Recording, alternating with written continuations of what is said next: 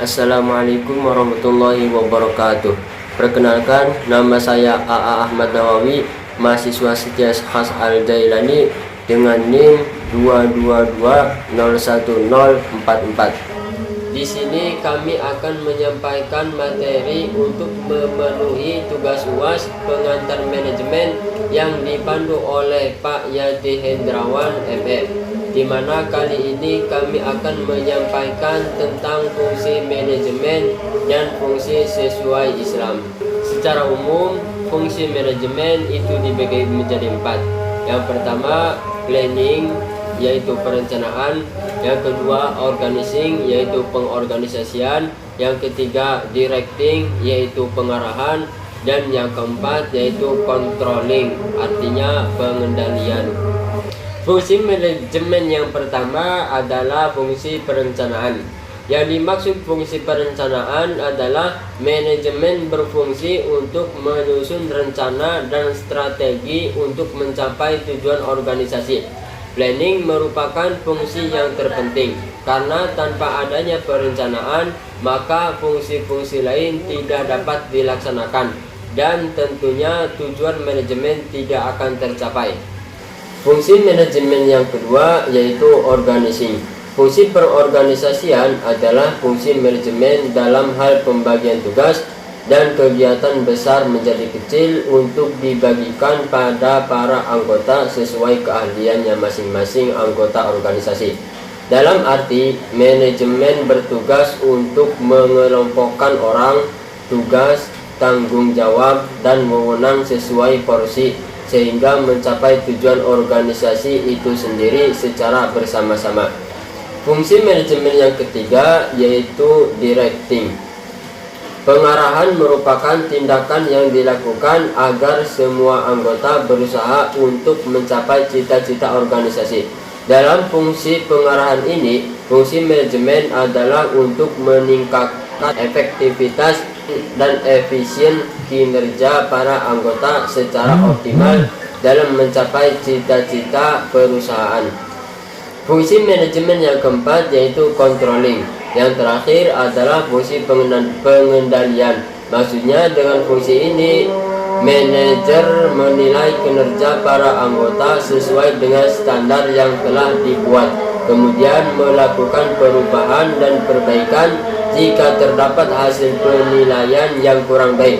Dalam hal ini, perusahaan perlu menyiapkan rencana perusahaan agar fungsi ini dapat berjalan dengan baik dan efisien, sehingga tidak menghabiskan banyak biaya.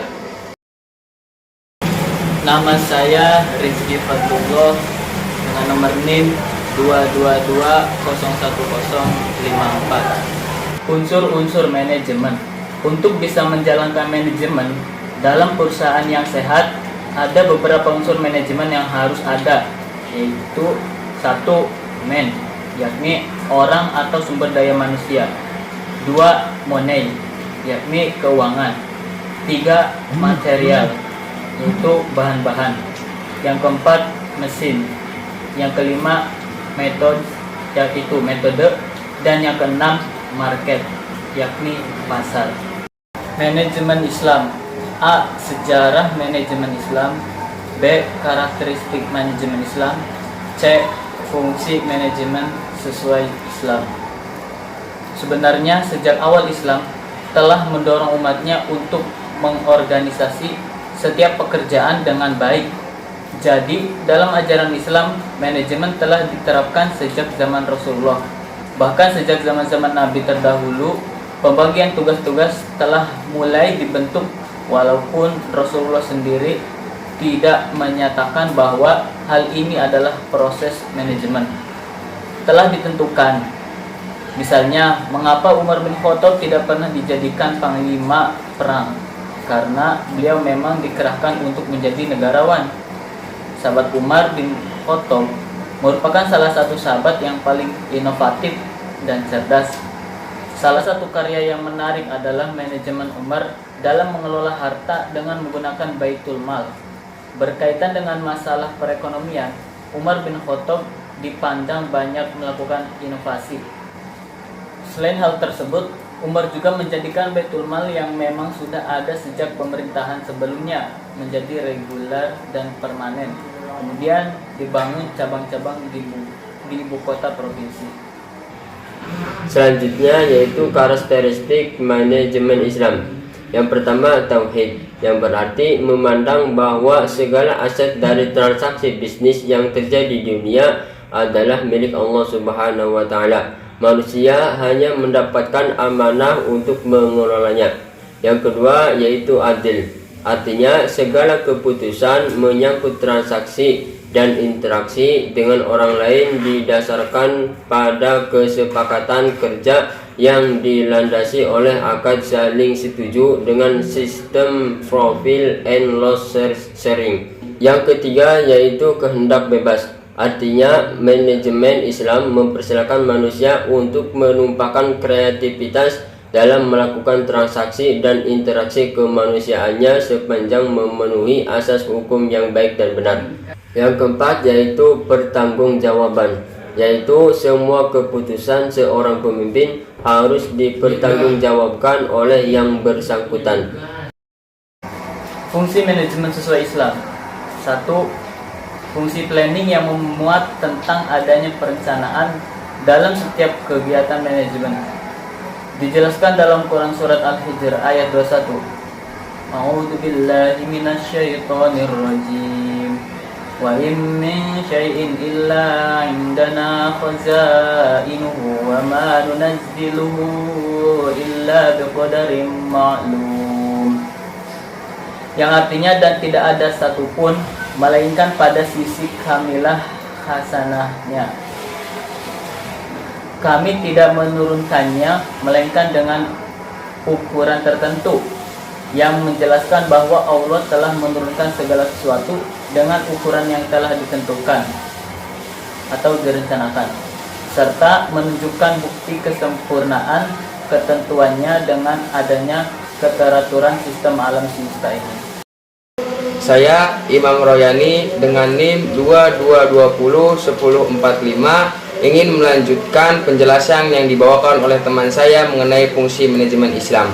Selanjutnya yaitu nomor 2, fungsi organizing, yang memuat tentang pembagian kerja bagi orang-orang yang tepat telah dijelaskan dalam surat Ibrahim ayat 4 yang berbunyi, wa ma arsalna mir rasulin illa bilisani qaumihi liyubayyana lahum fayadhilullahu man yasha wa yahdi man yasha wa huwal azizul hakim.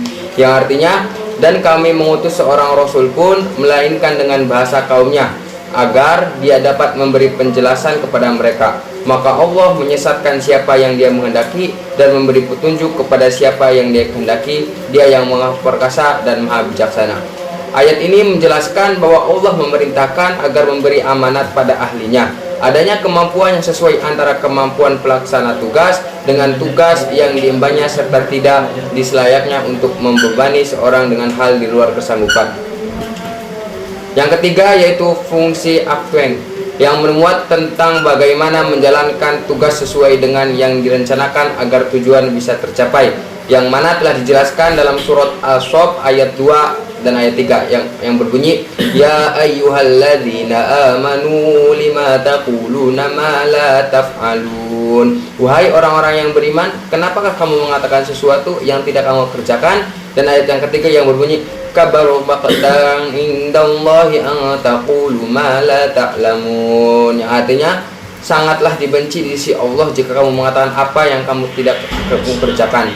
Ayat ini menjelaskan bahwa Allah melarang, bahkan memberikan ancaman dengan bencinya pada orang-orang yang hanya bisa berbicara tanpa diikuti dengan perbuatan. Jika ditarik dalam ranah manajemen, yaitu adanya suatu organisasi juga bisa merencanakan tanpa adanya realisasi terhadap rencana tersebut. Selanjutnya yaitu fungsi controlling, yang mana fungsi ini memuat tentang adanya pengawasan terhadap segala sesuatu yang dilakukan, yang mana telah digambarkan dalam surat Al-Isra ayat 13 yang berbunyi, wa kullu insanil jamnahu ta'irahu fi unuqihi wa nakhraju lahu yawmal qiyamati kitaban yalqahu mansyura, yang artinya, dan setiap manusia telah kami kalungkan dalam buku catatan amal perbuatannya di lehernya, dan pada hari kiamat kami keluarga baginya sebuah kitab dalam keadaan terbuka. Ayat ini menjelaskan bahwa Allah selalu mengawasi hamba-hambanya dimanapun, kapanpun, bersama siapapun, serta dalam kondisi apapun.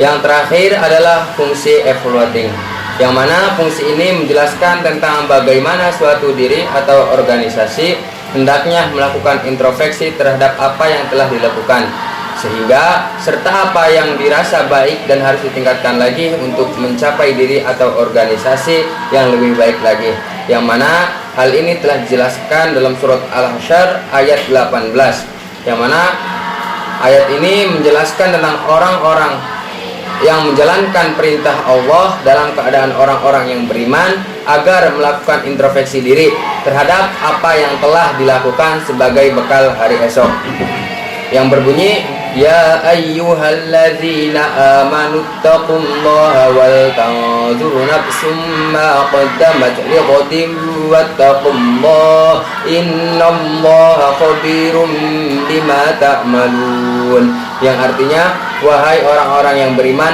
bertakwalah kepada Allah dan hendaklah setiap orang memperhatikan apa yang telah diperbuatannya untuk hari esok, yang mana dan bertakwalah kepada Allah, sungguh Allah maha meneliti terhadap apa yang kamu kerjakan. Mungkin itu saja yang bisa kami sampaikan. Apabila ada kekurangan dalam pembuatan materi dan penjelasannya, kami mohon maaf sebesar-besarnya. Sekian, wassalamualaikum warahmatullahi wabarakatuh.